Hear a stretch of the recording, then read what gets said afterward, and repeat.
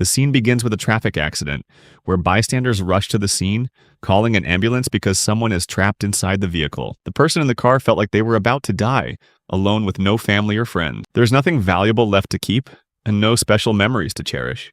His life was filled with loneliness, and he wondered what life would be like after death. The scene shifts to an elven family in another world.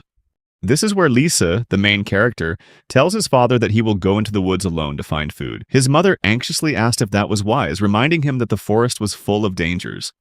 She expressed her concern, saying that Lisa was only 10 years old and should wait until she was at least 30 before going out there. However, Lisa insisted that they had no need to worry. At this time of year, the muscular wolves wouldn't be a threat. His mother was still hesitant to let him go alone. Lisa said that life, foraging for food and napping in the forest, was simple and easy for him. Lisa's father remarked that he was growing faster than other children. Lisa's mother gently stroked his face, expressing concern about him maturing too quickly, especially considering that the elven lifespan could extend to 1,000 years. Lisa pondered this, recalling how he should have died in a horrific accident. Instead, he was reborn as a member of the elven race, who typically live for 1,000 years. Now, he enjoys life as Lisa. Although he didn't know why it happened, he believed it was a second chance granted by the gods, and he was determined to live life to the fullest without regrets in this world for the past 10 years. Lisa embraced her new life, beginning to build a foundation for a brighter future. However, due to the elven people's long lifespans, the concept of time became vague and fluid. Furthermore, the village surrounding the ancient Aedral tree was protected by a massive invisible shield, rendering threats from natural disasters and the dangers of magical beasts virtually non-existent. The Aedral's fruit flourished, becoming the main food source for the villagers. The elven people thrived in this environment, born to live in harmony with the surrounding nature. Most elven people spent thousands of years of their lives in this village without ever venturing outside. As Lisa was about to speak, the village chief, a frail old man leaning on a cane, approached and remarked that Klein's son was as energetic as ever. He noted that Lisa had only learned to speak 5 years ago, yet now he was already curious about the outside world. Lisa's mother apologized to the village chief, but he reassured her that it was all right. He noticed that some elven people had expressed interest in the outside world, but he warned that it was a dangerous route. Having served as village chief for over 600 years, he had witnessed many elven people venturing out and meeting tragic ends, particularly those connected to humans who often faced sorrowful fates. This makes the outside world dangerous. The village chief asked Lisa if he still wanted to explore the outside world, and remarked that Lisa was more intelligent than the others. Lisa expressed his gratitude to his parents for raising him, and thanked all the people in the forest for taking care of him. He spoke of his desire to leave a mark, to show that he had lived in this world. He thought that even if he had 1,000 years to live, he wouldn't want to live forever in a small, confined world. He wanted to learn many things and meet many different people. He reiterated that he wanted to live a life without regrets.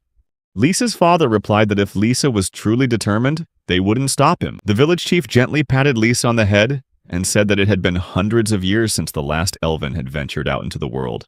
Now, the village chief is willing to let Lisa do that, provided he passes the exam. Lisa was thrilled and agreed to take on the challenge.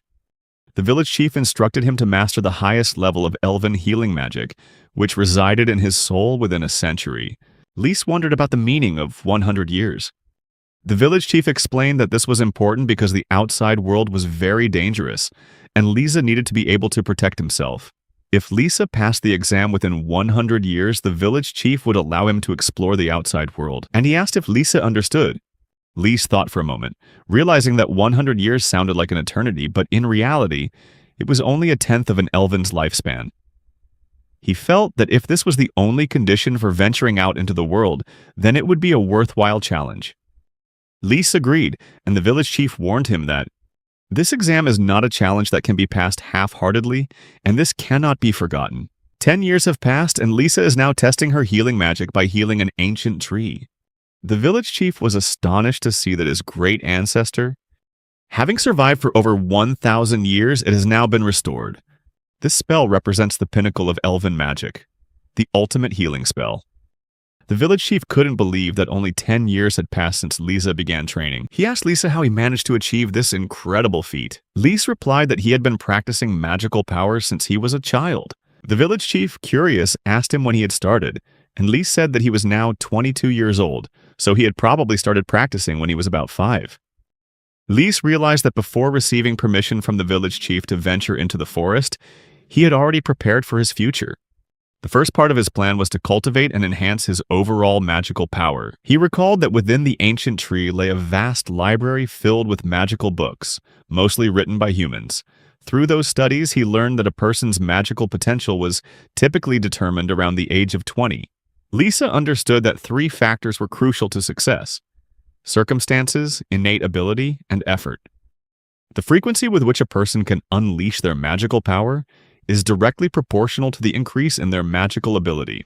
Understanding this, Lisa pushed herself to the limit, using healing spells continuously until she was nearly exhausted. However, he realized that the average lifespan of a human was only about 60 years, meaning their magical powers usually only developed until they were 20 years old. This made him wonder, what would happen if an elven practiced their techniques? He speculated that his magical powers could continue to grow until he reached the age of 300. The village chief was astonished. He had never imagined that anyone would reach the pinnacle of healing magic so quickly, especially with the exam still 80 years away. Lise then said that he had read in a magic book that elven people specialized in healing magic. Dwarves specialized in earth magic, and monsters possessed types of magic suited to their species. However, through research and practice, Lise came to believe that, theoretically, using other types of magic was also possible. In the forest library, most of the magic books focused only on healing spells, so he asked the village chief if there were any books on other types of magic elsewhere. The village chief, looking surprised, agreed and asked if Lise really intended to learn other forms of magic. Lise replied that until the exam ends in 80 years, he wants to achieve as many accomplishments as possible. The village chief remarked that although ghosts no longer exist, but the passion for learning magic was something even the elven couldn't help but inherit. He then gave Lise the key to the forest library, allowing him access to forbidden books. However, he warned that the magic books that Lisa lacked the aptitude for would require a great deal of time to understand. Even if he could comprehend them, it might take as long as 100 years. Lise received the key gratefully, promising to do his best to reach the pinnacle in all forms of magic. The village chief advised him to remain calm throughout his training. After careful reading in the library, 10 more years passed. Lise realized it was time to take the exam. By the age of 30, he had mastered all kinds of magic as promised, and wondered what magic books he would find in the library by then. At this time, the village chief also entrusted Lisa with the responsibility of maintaining and managing the library. Filled with excitement, Lisa sets out to search for magical books from the outside world, marking a significant day for him.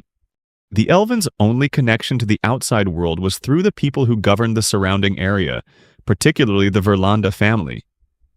The former village chief and head of the family made a vow, initiating a long-lasting cultural relationship between the two peoples. Lisa searches for magical books from the outside world, transforms products from ancient trees into assets, and makes a deal with the head of the family, Grulette Garlandia. Sitting on a tree branch, Lisa recalled a young elven who had called him teacher. It was observed that none of the humans could keep up with Lisa's magical training, an undertaking completely outside of elven tradition. Then the young elven suggested that Lisa should meet up with her childhood friend. Lise paused, lost in thought as he recalled their last meeting. Just then, he saw a carriage approaching. At first, Lisa thought the person inside was Grile, but he quickly realized that the boy's appearance had changed a lot since they last met when the boy looked around. Lise hid her hand, which startled Grile slightly, surprising him. Lise approached, greeted him, and called him Grile. He said it had been a long time since they last met, and asked what kind of magic book Grile had brought with him this time. The boy was surprised to see Lisa and exclaimed that it was true. Lisa really did exist, just as his father had said. Lisa wondered which father the boy was talking about.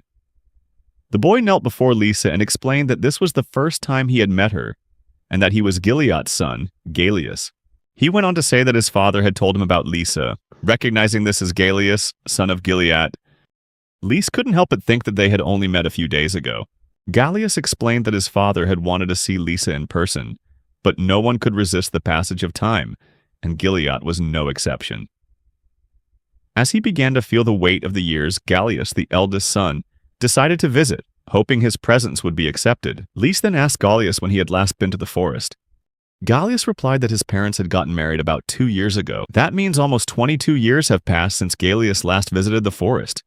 Lisa reflected on how only 22 years had gone by since he became an elven. He had completely lost track of time.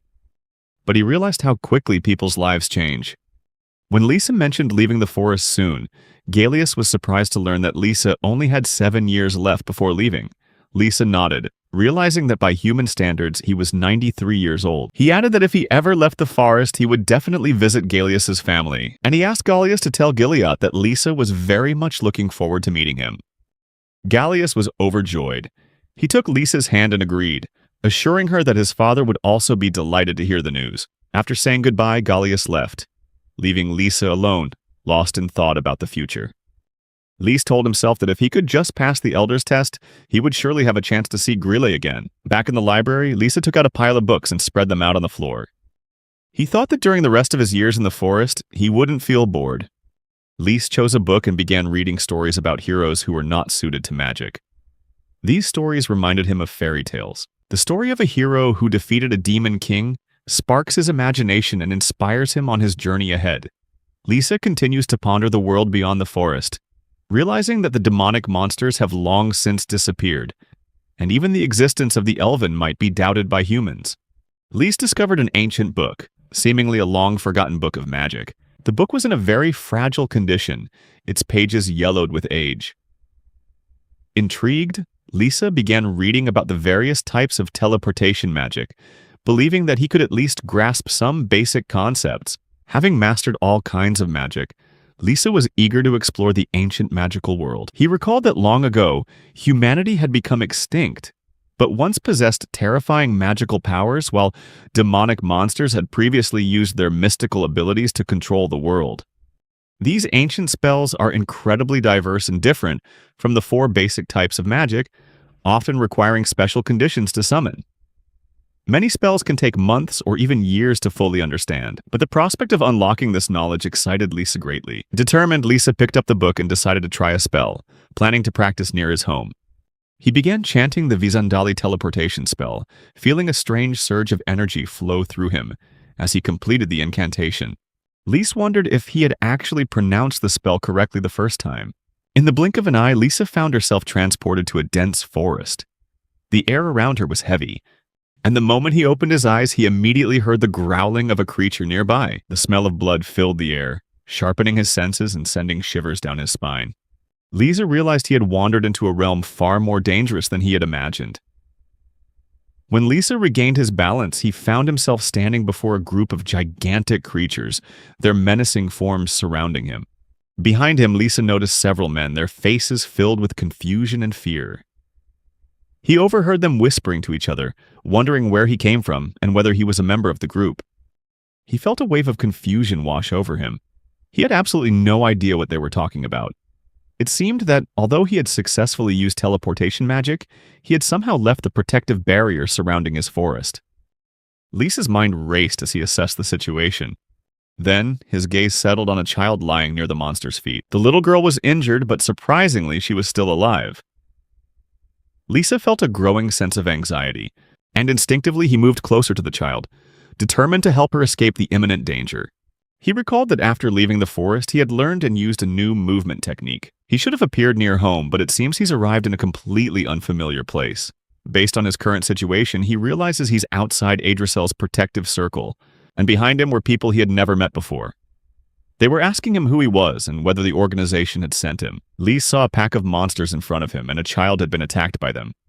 One man explained that they were being pursued not only by monsters, but also by thugs from the gang and their goods.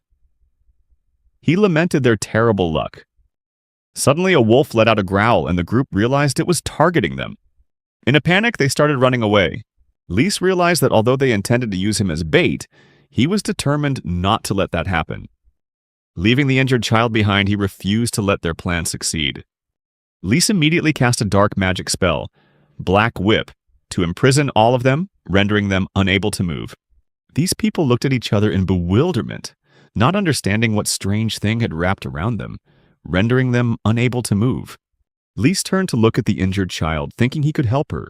But at that moment, he saw the pack of wolves charging towards him. He immediately activated the hardening spell, enhancing his magic, and he used Beast Fist to hit a wolf. The injured child watched Lise fight, Meanwhile, Lise realized this was the first time he had used the Beastman's enhancement spell, and he was surprised at how effective it was for his muscles. He quickly took down the next wolf. One man noticed Lisa's ears and asked the owner if they belonged to an elf. The owner, surprised, asked why a creature that only existed in legends could be here. A third person added, saying there were rumors that elves could only use healing magic. Lise looked at the child again and realized that she seemed to be the only one still clinging to life. If she's still alive, you can treat her. Lisa approached the girl, reassuring her that everything would be all right, and she would recover soon. Lise activated her dragon's healing breath skill, infusing the little girl with a surge of healing power. A man saw this and wondered if Lisa was setting the little girl on fire. The owner denied it, explaining that the girl was absorbing the flames. Eventually, she recovered, and the other man exclaimed in surprise that a wound that could only be healed by great healing magic had now been healed in the blink of an eye. When the little girl tried to say something, she pointed to the necklace around her neck, and Lisa understood immediately. He realized it was a binding magic, preventing the little girl from speaking. She nodded in confirmation. Lise touched the necklace and explained that if anyone other than her owner tried to remove it, it would automatically self-destruct. He realized that these magical tools had been made for slaves, and finally understood the current situation. Lise reassured the little girl that she had done very well by enduring everything so bravely. He told her to trust him. Lise decided to remove the magic from the necklace, but to do so, he needed to infuse it with a much stronger amount of magical power than before, and also use a destructive spell. He chanted the spell, Devil's Thread, and when he took off the necklace, he threw it aside just before it exploded. He told her that she had done very well to endure everything. Seeing that, the leader of the group sighed and realized that Lisa had definitely broken a magical seal. Another man asked if Lisa was really an elf.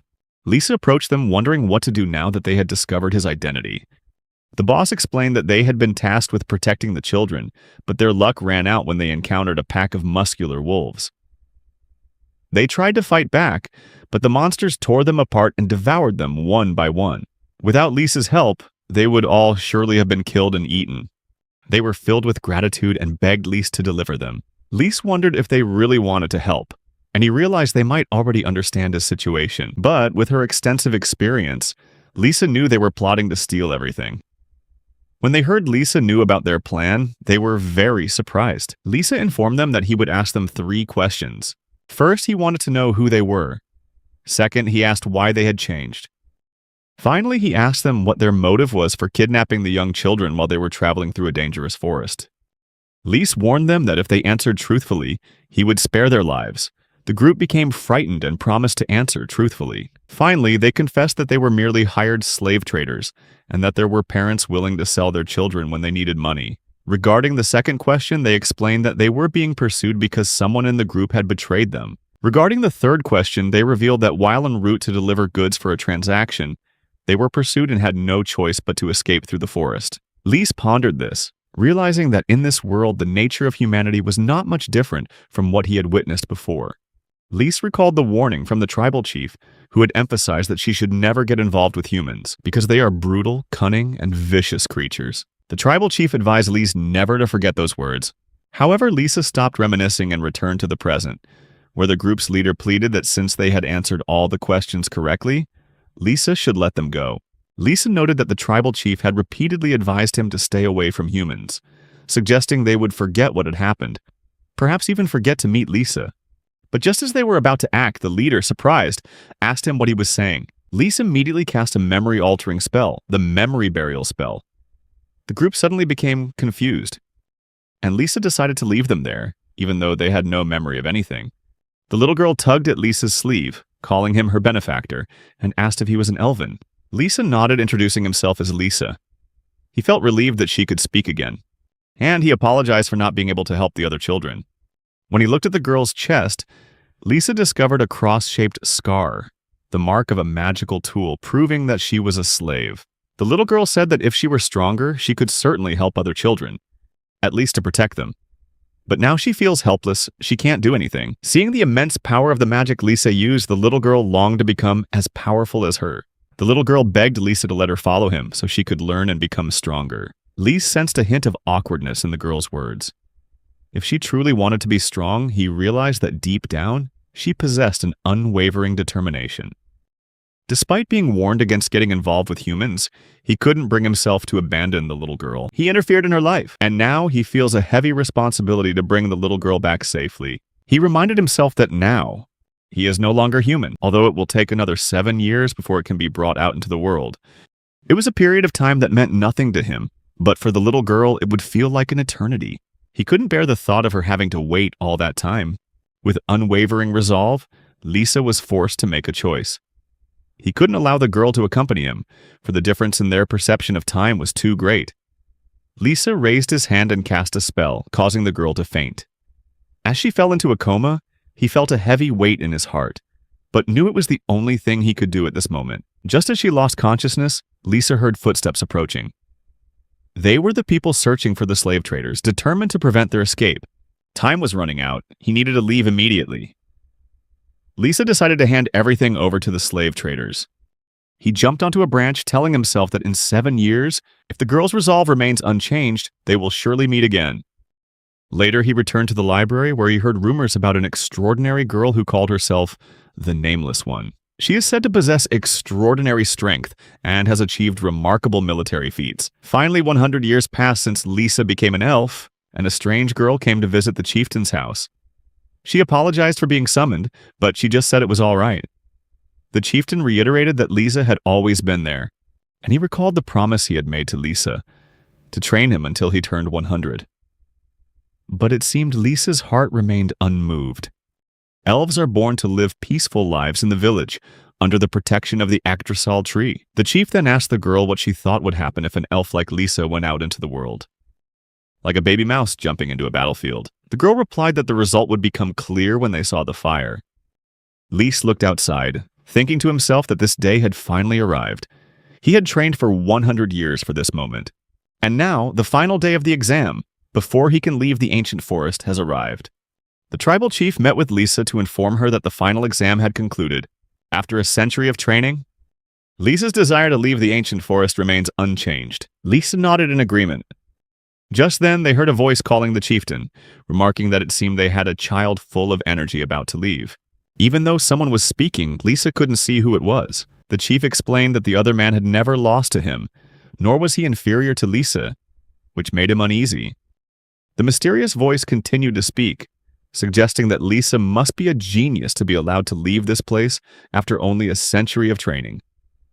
The chieftain admitted that Lisa's talent was difficult to describe in words. Perhaps with what she had accomplished, Lisa herself would gradually realize her true limits. Unexpectedly, a girl appeared before him, graceful yet mysterious. She was like a harbinger of impending challenges. Dazed, Lise wondered where she had come from. She identified herself as Rahab Lori, a being nearly 6 centuries old. He immediately recognized her as the mythical figure who had appeared among mortals to heal the dying in exchange for rare fruits. This meeting made Lisa extremely excited. He clearly remembered that she was the one who had collected hundreds of books from the outside world centuries ago. Her name was mentioned countless times in them.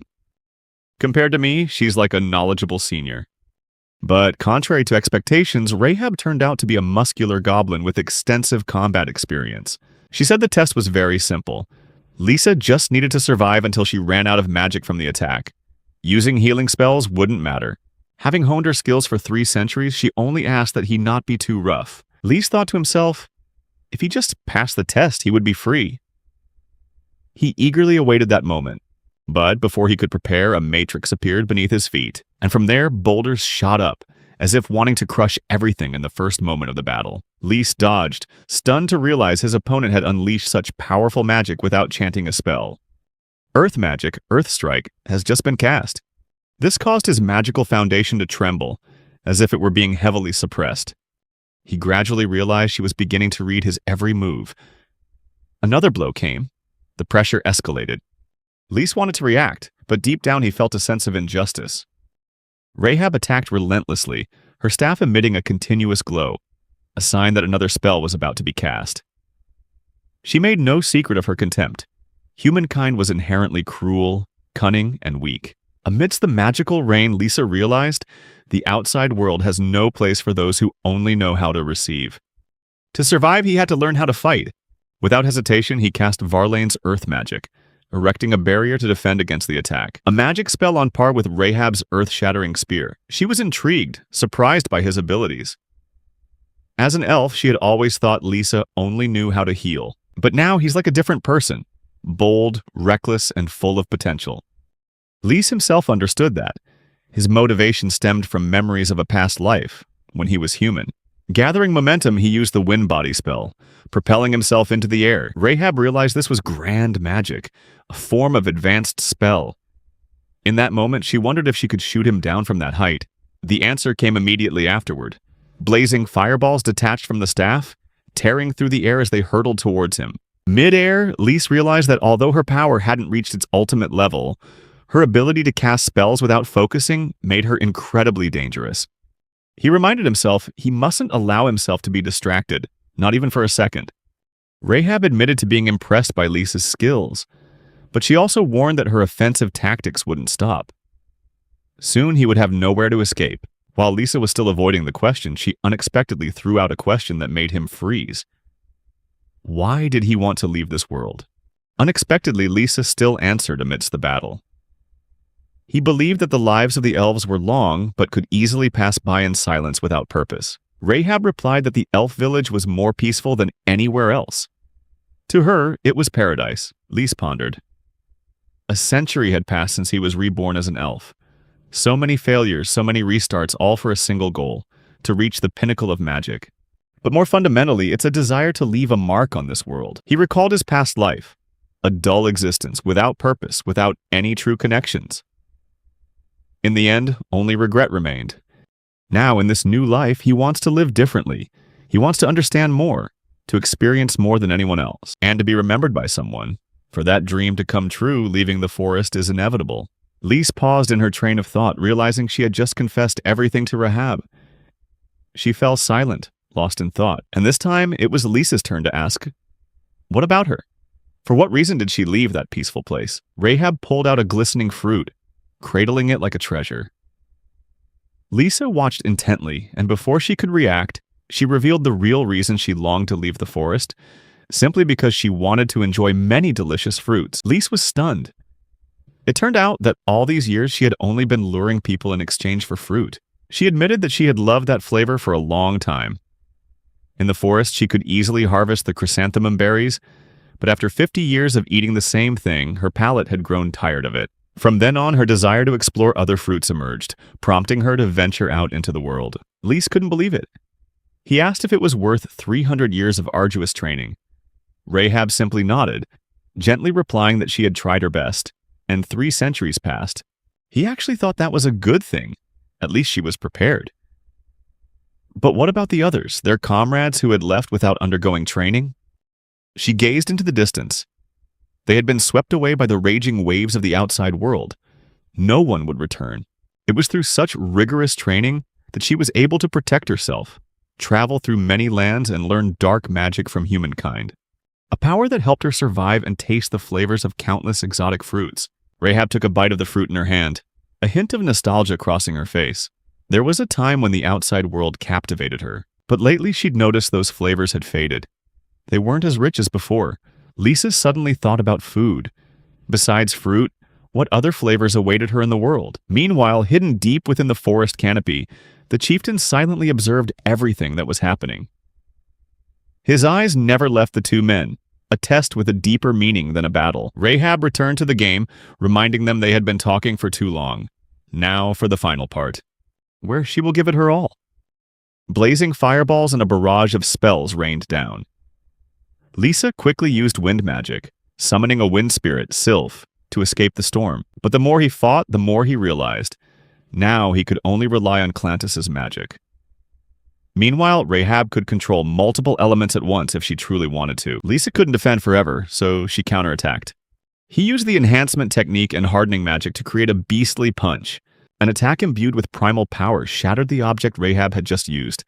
A magical spear? She picked up a piece of broken glass, examined it, and then admitted he had destroyed it. Lise was surprised. What is that? Rahab replied, a magic stone, a type of stone crafted by humans that absorbs magical elements. With just a little energy infused into it, it will automatically cast spells. Lisa was stunned. It turns out that all the magic she's been using so far wasn't her own. He couldn't help but wonder, could she really use so many different spells without chanting? Rahab calmly admitted. Even now, she could only truly use healing spells. The rest is just trickery. According to her, if a child doesn't even know how to deceive people, they won't survive out there. Rahab had thought she could crush all naive illusions. However, all of her cunning attacks were completely dodged by Lisa. The battle was over and she acknowledged his triumph. The challenge was complete. Lise was overflowing with joy. Finally, a century of relentless training had brought him to the finish line. He bowed his head in gratitude. Rahab smiled, gently acknowledging. He had fought with everything he had. If Lisa had been born earlier, she said, perhaps someone would have considered him a menace. A devastating demon lord among men? Lisa chuckled softly. All those long years, every drop of sweat poured down, culminated in this moment. He had earned his well-deserved reward. The scene shifts to a bustling marketplace in the human world. A young girl entered the fruit shop, her face beaming but maintaining a polite demeanor. The shop owner greeted her warmly as she approached. She took out some shiny coins and pointed at all the fruits displayed on the counter. The seller was stunned. He couldn't believe she was once again planning to spend her entire fortune on fruit. He asked for the reason. The girl bowed her head slightly and whispered, because she had heard that the elves loved fruit. When he tried to ask more questions, she just shook her head, indicating it was nothing important, and then urged him to complete the transaction. Unable to refuse, the seller agreed. During the exchange, she silently pondered something. Her mind wavered slightly, for how long had it been since she had waited for the moment to see him again? She was certain that the day of reunion was not far off. Meanwhile, Lisa's father and his group were gathering fruit when he appeared, walking towards them with the tribal chief. News of his passing the test spread quickly. His father couldn't hide his excitement, and the tribal chief claimed to have witnessed the whole thing firsthand. His mother gently suggested he take a short break at home. 10 years wasn't a long time. For the elves, time always flows slower than on the earth. But Lisa had made up his mind. He would leave tomorrow.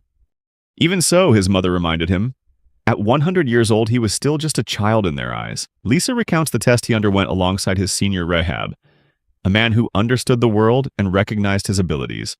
His father immediately recognized the name, Rahab Lori. To him, she was like a younger sister. He recalled the first time he set foot in the deep forest. This is where Rahab began pursuing healing magic. If even someone like Rahab acknowledged Lisa, then there was no reason for him to doubt her. Lisa remained unwavering. He was ready to leave this peaceful place and venture into the wider world. His father turned his back, took something out, and asked him to make a wish. But before Lise could speak, his mother interrupted. That before her son left, there was one more thing that needed to be clarified. His mother said that before he departed, she still had a few things to do, things only a mother could do. Lisa was slightly surprised but obeyed and sat down. She approached, her gentle eyes filled with unspoken words. From her sleeve, she took out a small object, a silver pendant, gleaming with a faint emerald hue. It was the object that had kept her hair so lustrous for so many years. That locket was more than just a keepsake. When she and Lisa's father were married, the sacred tree Idrizel bestowed it upon them as a charm, part of a divine blessing, eternally protecting the wearer. Lise took it, and he could feel a gentle energy emanating from within. He was about to say that he was already 100 years old and didn't need to worry anymore. But before he could utter a word, his mother's arms tightened around him from behind. She whispered, hoping that if one day he ever fell, at least, he would let them go first. He nodded. The promise was made, not with words, but with the heart. Shortly after, his father called back. Before Lise lay dozens of carefully prepared boxes. Food, supplies, herbs, enough for a decade. Lise was stunned. For so many years, he had been quietly preparing everything, simply believing that the time would come when his son would need to leave. His mother exclaimed, worried that he wouldn't be able to carry all that treasure. But Lise merely smiled. With a wave of his hand, he deployed space-preserving magic, an ancient technique simulating teleportation magic, interfering with the inner realm to maintain the physical state within. No decay, no rot, no degradation. The magic astonished both his parents. His mother laughed heartily, joking that she wished she had one like that too. The chieftain stood silently behind them, thinking to himself, that skill was not just magic, It was a sign of someone who had touched upon an ancient mystery. The next day, Lise was ready to leave. With a wave of his hand, he walked away, officially departing. His mother watched them go, her heart filled with longing. She sighed, saying that from now on she would feel empty, but also believed that one day they would be together again. Lise continued walking, a feeling of unease rising in his heart. He wondered if Rahab was still there, but then thought she might have already left. His destination now is the Garland house. He recalled the only human family that had ever communicated with Elvin Kond, the Garland family, and the promise made 7 years earlier to Galeus. Although he hasn't been able to meet them yet due to his prolonged illness, he now longs to see Gilead again. As he approached the protective boundary of Yggdrasil, sensing the surrounding magic, he stepped through and officially entered the outside world. The weather today is beautiful. The sky is clear and blue, perfect for a trip. Suddenly, a roar echoed from behind. Lisa turned around and saw a group of wild beasts approaching, but just as they were about to attack, a girl appeared, using fire magic to summon a legion of flames. With a single swing of her arm, the entire pack of wolves was annihilated. Lise was surprised by her speed and efficiency. She turned to look at him, then stepped closer. A fleeting feeling of fear crossed his mind, but he couldn't take his eyes off her. She sat down, smiling gently. "I have waited for you for 7 years," she said, her voice warm and low. Lise noticed a cross-shaped wound on the girl's cheek. And then he suddenly realized she was the woman he had saved 7 years ago. She nodded, confirming his recognition, but said that her memory of the moment was rather vague, leaving only a faint glimmer of hope fueled by his words at the time. It was that very hope that motivated her to persevere in her training, waiting for this moment. He admitted that he had never imagined she would keep her word so well. She smiled, agreeing with him. Lisa recalled that day when he used healing magic to save her from the brink of death. She vowed to become stronger. Lisa remembered using magic to seal those memories deep within her heart. But even so, she remembered his words, exceeding all his expectations. Then the girl pulled up a box and said that since he had remembered her, she hoped to give it to him if he would accept it. Lise was surprised by the size of the box and asked if there would be any problem if he opened it to see what was inside. She nodded in agreement, and when he opened the box, he was surprised to find it full of fruit. She explained that she had heard that all spirits love fruit. From tropical cactus fruits from the west to icy fruits from the Arctic, she traveled far and wide, collecting all kinds of fruits from around the world to give to him. She invited him to eat as much as he wanted, without a worry. Lisa was surprised by her thoughtfulness. He wondered if the elves' love of fruit had truly spread to humanity. He began to think that perhaps it was an influence from Rahab. He asked her curiously how long it had taken her to collect all these fruits. The girl replied that she had used all the money she earned from her bounty hunting.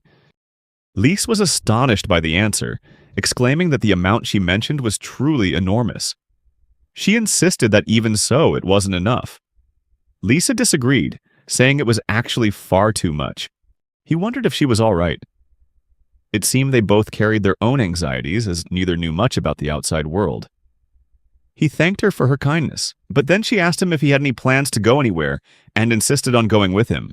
Lisa hesitated, replying that it was possible. She explained that she had experience as an explorer, could guide him, and assist in negotiations with people. Lise realized she was right. He had only recently left the village and knew little about the outside world.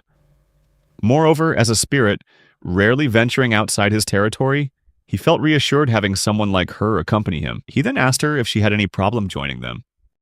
She confidently replied that she had done everything she could over the past 7 years to prepare for today, so there was nothing to worry about. Lise felt confused and asked her again if that was really the whole reason. She smiled, nodded, and then went on to say that the reason she did all of this was to become stronger. The girl longed to learn from Lisa's strength for the rest of her life. Lise found her resolve admirable, but he couldn't help but wonder about her words. For your entire life. He thought, given her age, it was probably only about 40 more years.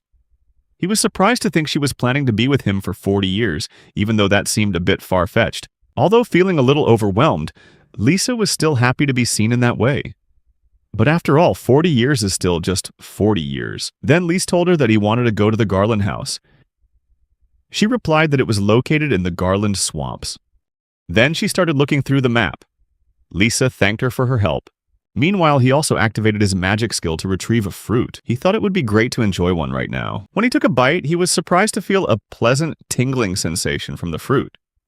Minori called his name, confirming that she understood his excitement. Lise felt a surge of happiness and urged her to set off. She smiled and agreed.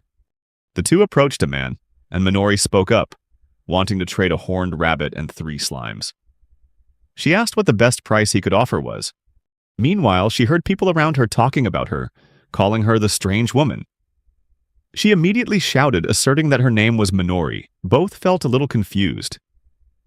Lisa was wearing a long coat to cover her ears, and he couldn't help but think that Minori seemed quite popular in this place. Minori said that it seemed they would have enough to reach the border of Margaret Garland. A man asked if they were really going to Gallius, the lord of this region. He took over from the previous lord. Since then, the economy here has flourished, mainly due to the increased demand for hunting magical monsters, which eventually provided adventurers with enough to fill their dinner tables. Lise reflected on how 7 years had passed since he last met Gallius. The scenery shifts to 3 years after he left the land of the spirits.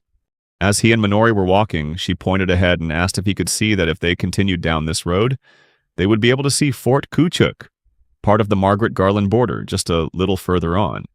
Lise thought that for someone like him, who knew nothing about the outside world, Minori's presence was truly a blessing.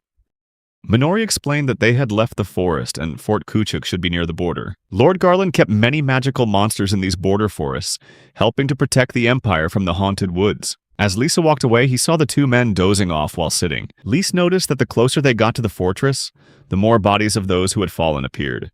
Minori said that she had recently heard about an invasion of magical monsters. Lise thought about Gallius, the lord known for his good reputation, but who seemed unable to handle the rise of these magical monsters. Lisa took a bite of the fruit and asked Minori if he was the only one who noticed, but the apple tasted a little strange. He offered her a piece.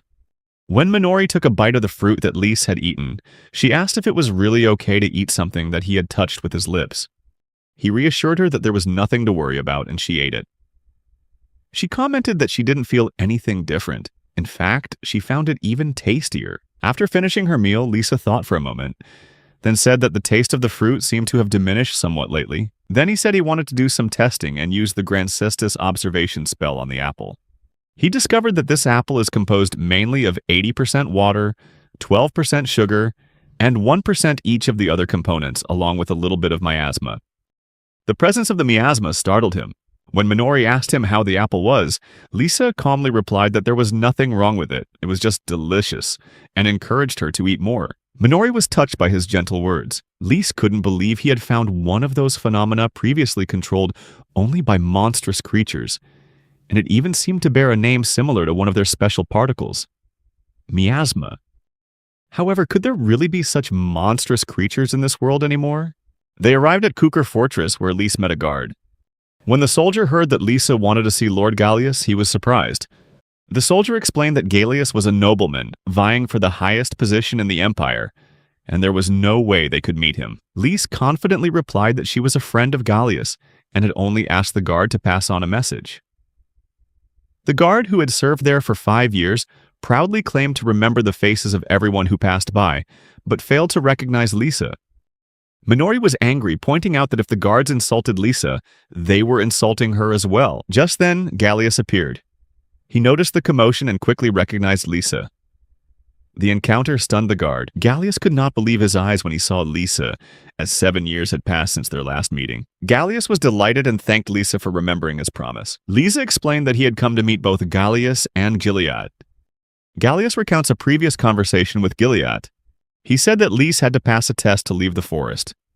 When Lise came out, Gallius encouraged him to visit their village, which was known only to the elves. Lise agreed, then seriously said that he had a favor to ask Gilead. He asked Gilead to guarantee that he would not die before leaving the forest.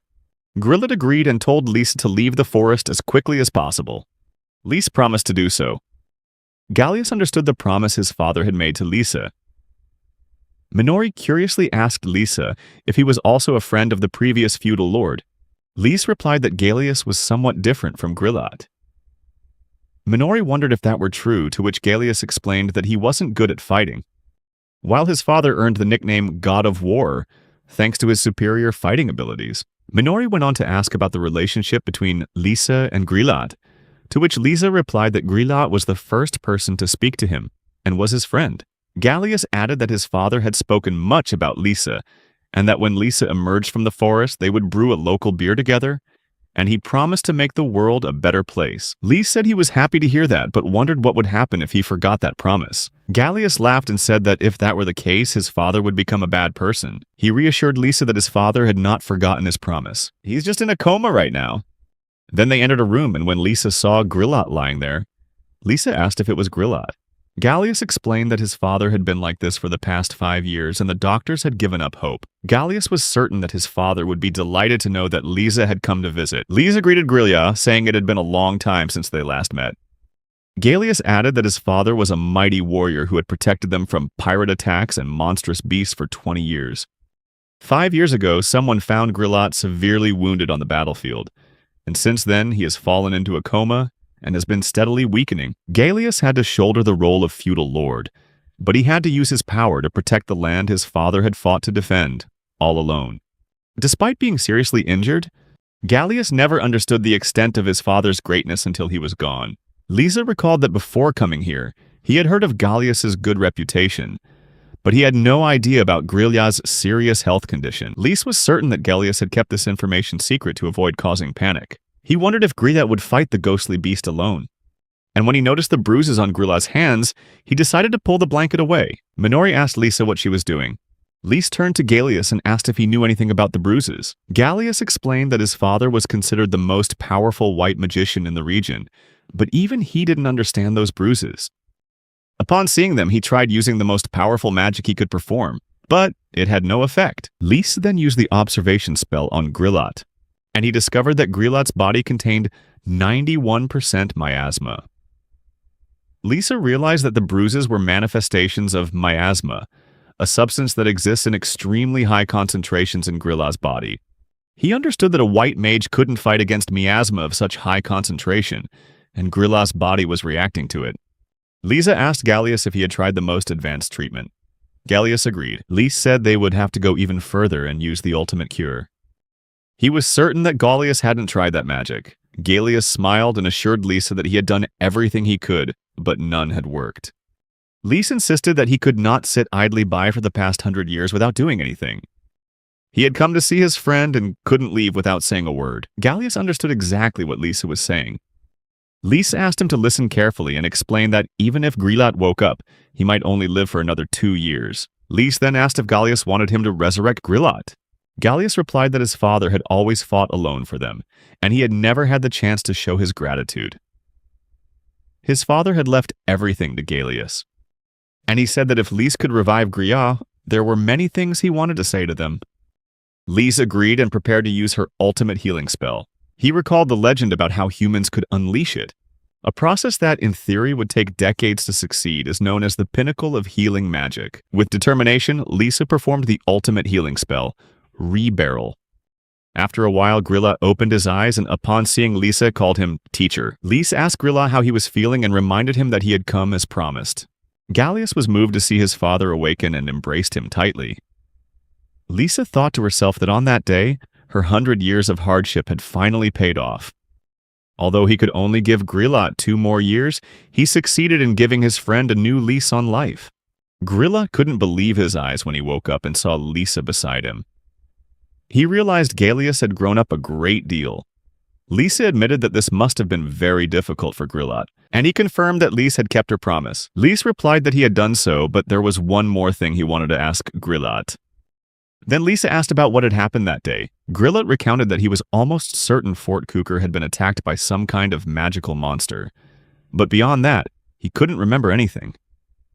It felt as if his mind had gone blank. Lisa suggested that the obscurity might be a trick from the other side, possibly involving memory-altering magic. Grillat thought for a moment, and then asked Lisa if he believed in the existence of ghosts, which surprised Lisa greatly. Lisa explained that Grillat had a high concentration of miasma around his body, a substance that could only be produced by ghosts. Grillat asked if Lisa was implying that this was the work of the supernatural, and what they should do now. Lisa replied that first they needed to clear away the ambiguity, and he asked Grillat if he would allow him to explore his memories. Grillat gently requested it, and Lys then used magic to alter memories. He delved into the past and quickly found himself witnessing a conversation between two creatures. One of them mocked a simple human, saying that they had thwarted their invasion attempt, but it seemed this time they were out of luck and lacked the courage. The second creature asked them what they should do next. One of the creatures ordered the other to go and cause trouble with a person who had light. They emphasized that as long as they continued to attack Fort Quebec without destroying it, they would be able to approach from the other side. This creature noted that as soon as they found someone possessing the element of courage, they could eliminate them before that person could resurrect the demon lord. It was crucial to eliminate all elements of resistance. Lys turned to Grillat, admitting that he had just witnessed some disturbing things. Grillat urged Lisa not to speak out, because if he revealed that the monsters from fairy tales were returning, the world would descend into chaos. Lisa reassured him that he had a plan. Since they know the monsters' goals, finding someone with the courage will be simple. Before the monsters can act, they need to find someone who possesses the courage. Grillat asked if this was really true. He could hardly believe that the monsters had returned. Lys explained that there was no clearer evidence than the spell the monster used being altered just before Grillat fainted. The topic they were discussing at the time was the element of courage. Grillat wondered if they believed that element existed, then the fairy tale might be true. Lys clarified that Grillat was referring to well-known fairy tales, legends of the hero that all of humankind knows. Grillat agreed, suggesting that this was certainly the story they were thinking of. Lys recalled having read a little about this in the Elven Village library, and he realized that courage had been mentioned in battle records as a force beyond this world. Grillat wondered if those monsters were searching within humanity for someone who possessed the element of courage. Lys agreed, asserting that finding people who possess courage is extremely important, because the other side had no idea that Grillat had discovered them. Grillat revealed that through their conversations, the person possessing the element of courage is undoubtedly a human being, and is currently present at Fort Cougar. 20 years have passed since he inherited this territory from his father, and it is a widely known fact that the number of magical beast slayings here has increased significantly since he fell ill. Following his downfall, adventurers from all over the world flocked in, eager to claim the tempting rewards, which led to a wave of fierce battles with the beasts. Lys mentioned that if it were like a fairy tale, then those who possess the element of courage are certainly among these people. As he stood up, Grillat called after him, but Lisa simply replied that he would be heading to the front lines. Grillat wondered why he had to travel so far. Lys replied that she didn't need to shoulder everything alone anymore, and he is finally living in the outside world. With 900 years ahead, what could be more depressing than watching the world fall into the hands of monsters? A week later, the scene shifts to the dining room of the Grillat mansion, where a lavish meal has been prepared. Minori felt a gnawing hunger in her stomach, and a woman in the room offered them food to eat as much as they liked. Lys couldn't help but praise the dish, saying it was absolutely wonderful. Grillat then introduced Lisa to his wife, Silpha. Lys asked if she was the childhood friend Grillat had mentioned. Grillat confirmed, stating that he had promised to introduce them to each other. Silpha, surprised, asked if he had really made that promise to an elven, and Grillat replied that the promise had been made when he was king, before they were married. Silpha bowed her head in gratitude to Lisa for everything he had done for her husband. No matter how many times she says thank you, it will never be enough to express her gratitude. She even became emotional as she spoke. Lisa simply smiled and replied that it was what he had to do. Grillat complimented his wife, saying she was lovely. And Lisa recalled Grillat's words about proposing to his childhood friend the next time he met her, and promising to introduce her to Lisa. Lys paused, thinking about something that saddened him: the short lifespan of human beings. Grillat was astonished, remarking that it was a strange way to compliment his wife. Lisa suggested they accept Silpha's invitation and call Minori in. Minori asked if she could eat, and Lisa agreed. As she tasted the food, she couldn't help but praise how delicious it was. Silpha sensed Minori's unhappiness and gently explained that it was a sincere expression of gratitude for her cooking, which made her happy and eager to cook more. Lisa admitted that they had been surviving on magical creatures they encountered along the way, along with seeds and fruits. While Minori was eating, Silpha remarked that it reminded her of Gilead's younger days. Gilead happily asserted that Silpha's cooking was the best in the world, and always had been. Silpha humbly replied that it was an overly sweet compliment. Then Gilead curiously asked Lys and Minori how they had met. At that moment, Minori suddenly stood up and declared that she was Lisa's wife. This came as a complete surprise to both Gilead and Lisa. Gilead exclaimed in astonishment, So Lisa already has a wife? Lisa quickly denied it, but when she turned to look at Minori, she simply smiled and reassured her that they would be together forever. Lisa explained that Minori had expressed a desire to become stronger, and in response he agreed to teach her about humanity and allow her to accompany him on his journey. Sensing the sadness in Minori's eyes, Silpha approached and gently asked if she would like to try cooking with her. Minori shyly admitted that she was only good at fighting and had never cooked before. Silpha reassured her that it was okay, and she didn't need to worry too much. Anyway, there's an old saying that the way to a man's heart is through his stomach. Hearing this, Minori smiled and said that Lisa would be very happy to hear this, so she would definitely try her best. The two of them then went into the kitchen together. Gilead called Lisa and said that he had heard that it was very difficult for humans and elves to have children together, something the village chief had told him a long time ago. Lisa asked why Gilead was bringing this up now.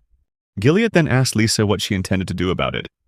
Lisa replied that unfortunately he didn't see any signs that Minori liked him at the moment. Gilead expressed regret about the situation. Lise told himself that Minori might have actually harbored feelings for him for a long time, despite facing many difficulties.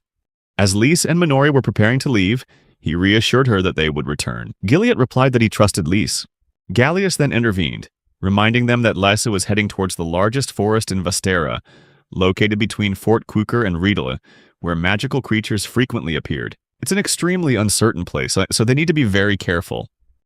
Lisa and Minori set off toward the forest, where Lisa noticed it appeared to be a major area for adventurers hunting magical monsters on their way to Fort Quuker.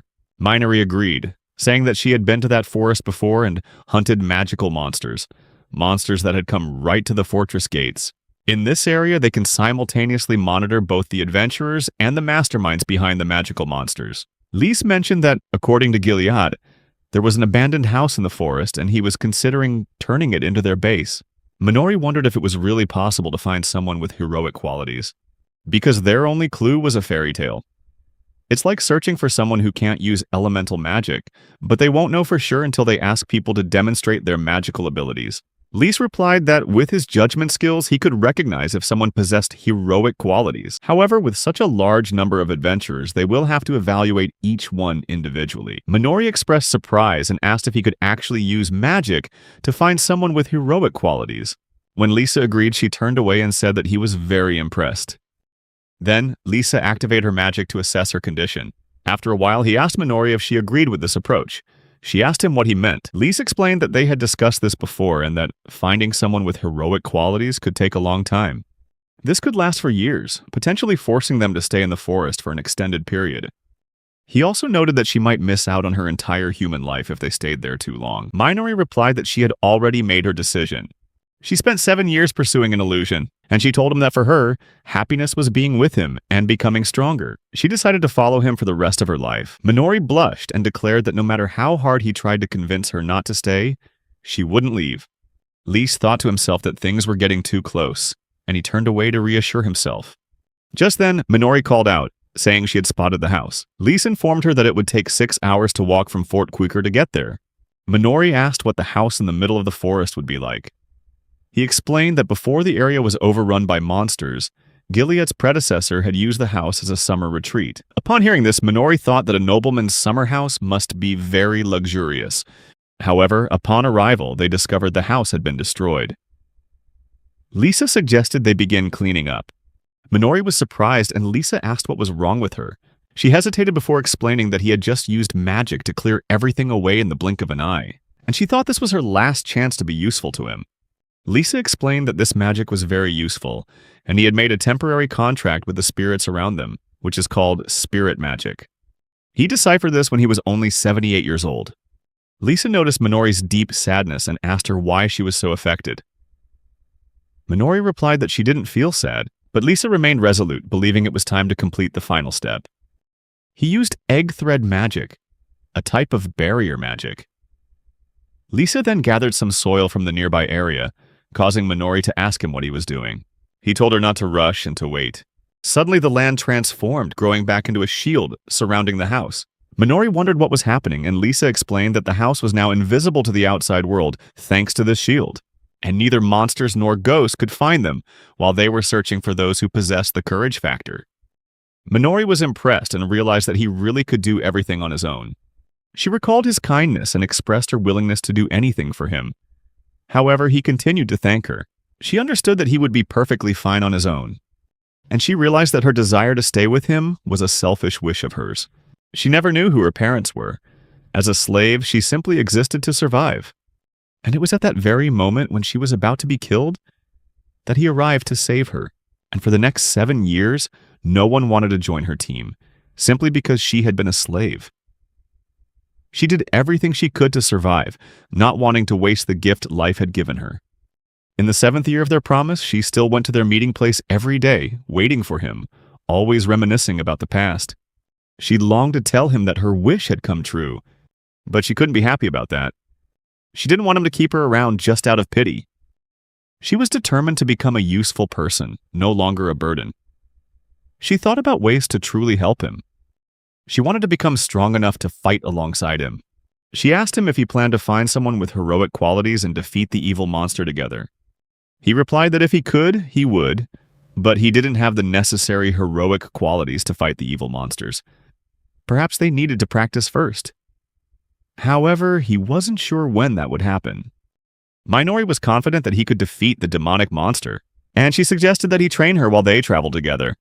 He doubted whether she was strong enough. She replied that she also wanted to fight alongside him to defeat the evil monster. He understood her goal, and he agreed to train her right away. He pushed her to practice as hard as she could, causing both his and Minori's faces to turn bright red. The landscape had changed after 2 years, and as they ran through the forest, she called out his name. Minori announced that she had discovered 5 magical beasts at their 3 o'clock position. He used his appraisal magic, and she noticed there were 4 B-rank monsters and 1 A-rank monster. Lise realized that Minori had become very proficient in using appraisal techniques.